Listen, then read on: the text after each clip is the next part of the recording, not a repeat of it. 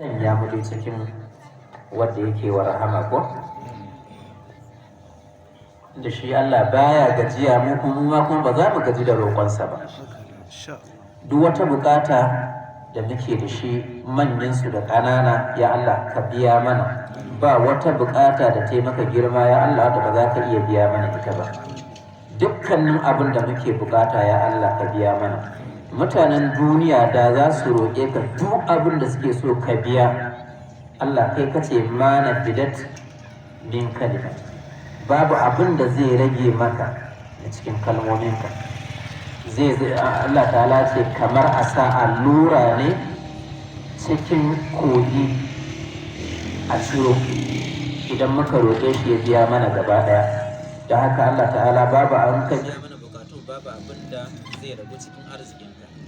Ya Allah, marasa lafiya cikin mu Allah ka ba su lafiya, masu lafiya Allah ka ƙara musu lafiya, waɗanda suke kan gwiwa Allah ta'ala ka sauke su lafiya, wadda haihuwarsu bai zo ba Allah ta'ala ka kawo ta lafiya, wadda arzikinsa ya rushe Allah ta'ala ka ɗaga shi, mai son ƙari cikin harkokin kasuwanci Allah ka ƙara masa. Amin. Mu kuma da ba 'yan kasuwa bane ya Allah ka ba mu mai kasuwanci za mu iya.